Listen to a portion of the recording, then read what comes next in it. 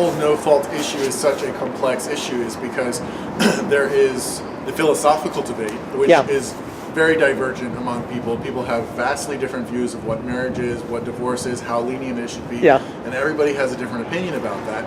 And so that's a philosophical debate, but at least the philosophical debate could lead to certain solutions. And, you know, there's scientific, social scientific evidence to support the best interests of the child, the best interests of society.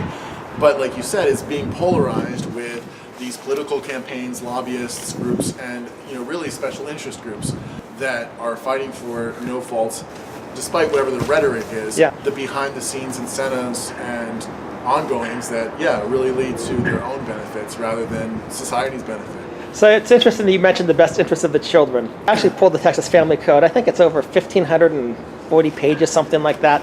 And I went through it, the best interests of the children. Now, the best interests of the children, you would think something that's important in the best interests of the children would be defined. No, it's not defined. It's this nebulous best interests of the children. And you would think, well, okay, but at least the parents get to define what the best interest of the children is. Wrong again. It's a judge, it's a guardian ad litem, it's an attorney, it's somebody, anybody but the parents get to define what this nebulous best interest of the child is.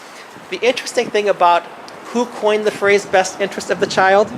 Adolf Hitler. I didn't know that. You can do a lot if you talk about the best interest of the children.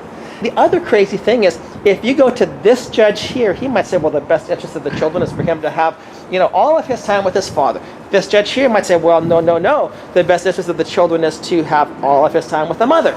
Well, the third judge might say, well, we want 50-50 or whatever. Again, the best interest of the children is decided by a person who does not know the children. The parents have been with the children, but some stranger comes in, or else you have a social worker or a guardian ad litem who, again, may or may not even talk with a child, maybe 10 minutes. What do you think your best interest is? Okay, they're putting children in the role of parents instead of parents letting parents be parents. And that whole best interest of the child thing is what causes some of the problems too.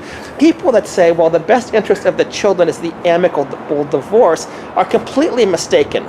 The best interest of the children in almost every single instance is for them to be in an intact family with a father and mother who learn how to love each other and get along, period. Anytime you start to break up that unit, you are now talking about the second best interest of the children, the third, the fourth, the 10th, maybe the last best interest of the children. So that whole thing about the best interest of the children doctrine, it is another thing that we hide behind to say, well, we're talking about the best interest of the children. Can you please define for me what the best interest of the children is? Nobody can do it. It's not, there's no definition for it.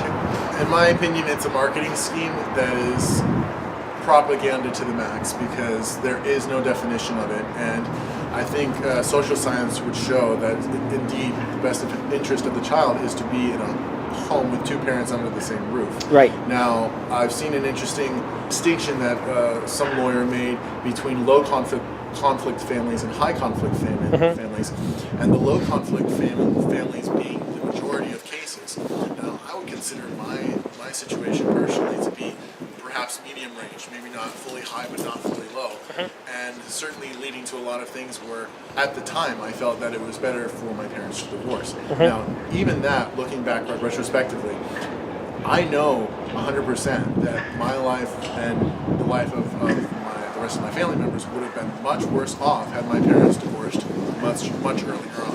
And it's interesting too that I was reading about some, I think, kind of report or analysis in Germany of their, maybe it was even Russia, in their no-fault divorce proceedings, and talking about even letting the child at a certain age end up and say what they think their best interest is. So that was really interesting to me.